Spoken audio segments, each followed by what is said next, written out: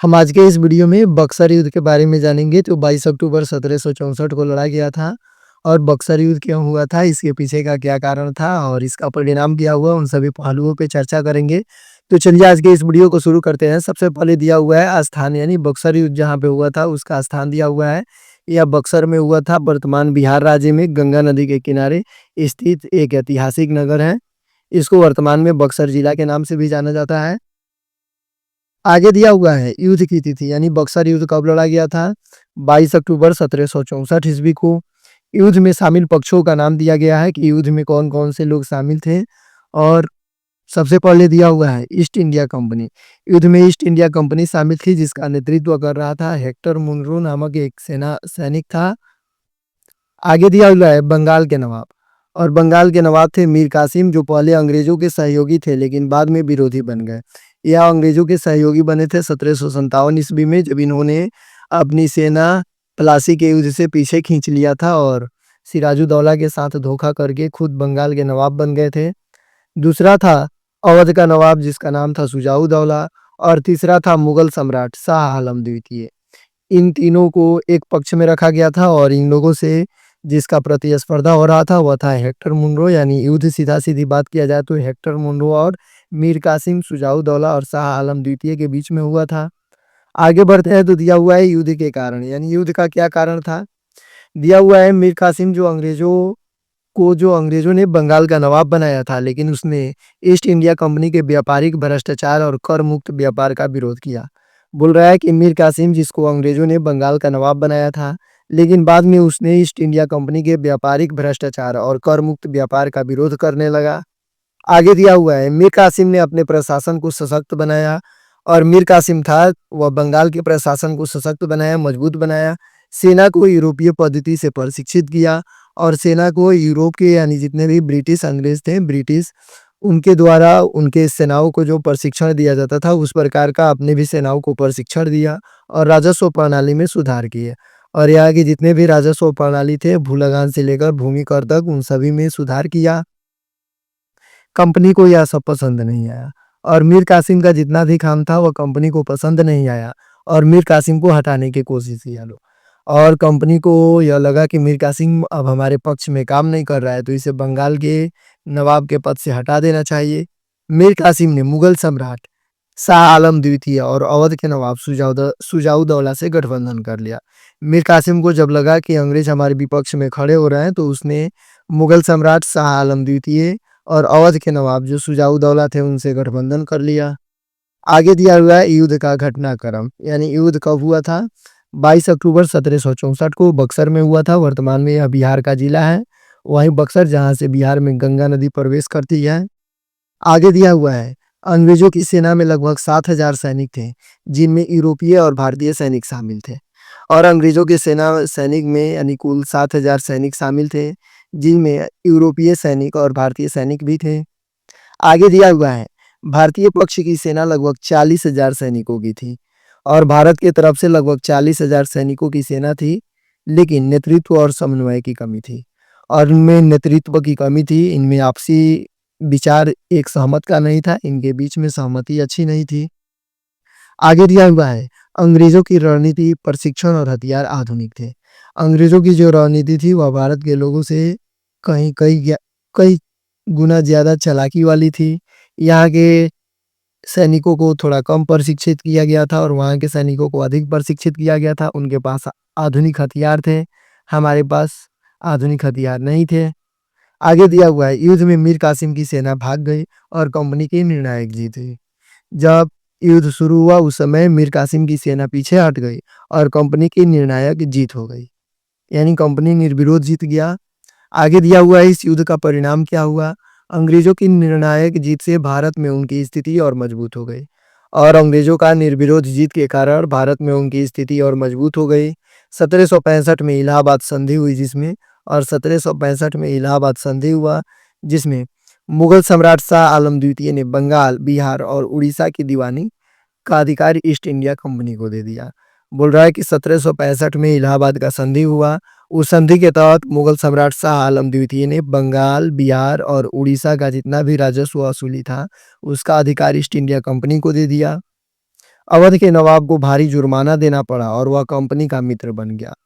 अवध के नवाब जो थे शुजाउदौला, उनको भारी जुर्माना देना पड़ा। बाद में उन्होंने जुर्माना से बचने के लिए कंपनी को अपना दोस्त बना लिया और कंपनी के साथ मिलके काम करने लगे। आगे दिया हुआ है, मीर कासिम पराजित होकर भाग गया और अंततः लापता हो गया। मीर कासिम जो था वह हारने के बाद भाग गया और उसके बाद वह लापता हो गया। आगे दिया हुआ है, यह युद्ध मुगलों की राजनीतिक सत्ता के पतन और अंग्रेजों के उदय का प्रतीक बन गया। और इसी युद्ध के बाद मुगलों की शक्ति जो थी धीरे धीरे कमजोर होने लगी और इनके जितने भी सत्ता थे, जितने भी राजघराना थे, सभी के सभी बंद हो गए। उस पे अंग्रेजों का अधिकार हो गया और यहीं से अंग्रेजों का शक्ति का उदय हुआ और इनके शक्ति का असर पूरे भारत में दिखने लगा। आगे दिया हुआ है, बक्सर युद्ध का ऐतिहासिक महत्व क्या है। आगे दिया हुआ है, पलासी युद्ध 1757 में अंग्रेजों को बंगाल में हस्तक्षेप का अवसर दिया। 1757 में जब पलासी का युद्ध हुआ, सिराजुद्दौला मारा गया, उसके बाद इन्होंने बंगाल में अपना हस्तक्षेप किया। लेकिन बक्सर युद्ध 1764 में उन्हें प्रशासनिक और राजस्व अधिकार प्रदान किए। जब 1764 ईस्वी में मीर कासिम की सेना भाग गई और मीर कासिम हार गया, उसके बाद यहाँ पे इन्होंने राजस्व अधिकार इनको प्राप्त हुआ। राजस्व अधिकार वही जो 1765 में इलाहाबाद संधि के द्वारा प्राप्त किया गया था, इनके द्वारा वही था। आगे दिया हुआ है, मुगलों की नाम मात्र की सत्ता समाप्त हो गई और ईस्ट इंडिया कंपनी भारत की वास्तविक शक्ति बन गई। मुगलों की जो नाम मात्र की सत्ता थी, नाम मात्र का प्रयोग इसलिए किया गया है क्योंकि औरंगजेब के बाद उस लेवल का कोई शासक, मुगल शासक नहीं बन पाया जो पूरे भारत को एक साथ चला सके। वहीं दिया हुआ है, मुगलों की नाम मात्र की सत्ता समाप्त हो गई और ईस्ट इंडिया कंपनी भारत की वास्तविक शक्ति बन गई। आगे दिया हुआ है, इस युद्ध ने ब्रिटिश राज्य की नींव रखी और इसी युद्ध के बाद भारत में ब्रिटिश नींव का राज्य रखा गया। पहले केवल बंगाल में था, अब समस्त भारत में फैल गया। आगे दिया हुआ है, निष्कर्ष में बक्सर का युद्ध भारतीय उपमहाद्वीप के इतिहास में एक निर्णायक मोड़ था। इसने अंग्रेजों को केवल व्यापारिक कंपनी के भारत के शासक के रूप में स्थापित कर दिया। इसके बाद भारत में अंग्रेजी साम्राज्य का विस्तार शुरू हो गया। बोल रहा है कि बक्सर का युद्ध भारतीय उपमहाद्वीप के इतिहास में एक निर्णायक मोड़ था। इसने अंग्रेजों को केवल व्यापारिक कंपनी से भारत के शासक के रूप में स्थापित कर दिया। जो अंग्रेज थे वह शुरू-शुरू में बंगाल में व्यापारी के रूप में आए थे और इस युद्ध के बाद उन्होंने व्यापारिक कंपनी से धीरे-धीरे पूरे भारत में खुद को शासक समझने लगे और शासक का रूप उन्होंने अपना स्थापित कर लिया। इसके बाद भारत में अंग्रेजी साम्राज्य का विस्तार शुरू हो गया और इसी युद्ध के बाद धीरे-धीरे पूरे भारत भर में अंग्रेजी साम्राज्य का विस्तार हुआ। आगे पढ़ेंगे इलाहाबाद संधि जो 1765 ईस्वी में हुआ था। दिया गया है, संधि कब और कहाँ हुई। वर्ष 1765 में हुई, स्थान इलाहाबाद। संधि के बाद बक्सर युद्ध 1764 के परिणाम स्वरूप हुई और जो संधि था वह 1764 में बक्सर के युद्ध के बाद हुआ। उसके बाद दिया है, संधि में कौन कौन पक्ष थे। दिया गया है, संधि में कौन कौन पक्ष थे। ईस्ट इंडिया कंपनी प्रतिनिधि Robert Clive east India company का प्रतिनिधि जो नेतृत्व कर रहा था वह रॉबर्ट क्लाइव था। मुगल सम्राट शाह आलम द्वितीय थे और अवध के नवाब शुजाउदौला थे। यही शाह आलम द्वितीय जिन्होंने बंगाल और बिहार उड़ीसा का राजस्व वसूली का अधिकार ईस्ट इंडिया कंपनी को दिया।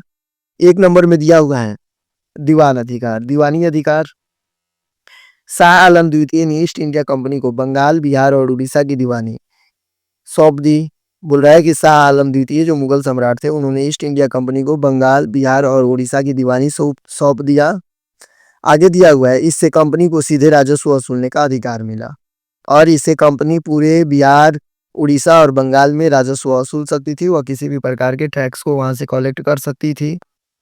आगे दिया हुआ है, शाह आलम को पेंशन। ईस्ट इंडिया कंपनी ने शाह आलम द्वितीय को सालाना 26 लाख रुपए की पेंशन देने का वादा किया। ईस्ट इंडिया कंपनी मुगल सम्राट शाह आलम द्वितीय को सालाना 26 लाख रुपया पेंशन देने का वादा किया इसी संधि के तहत।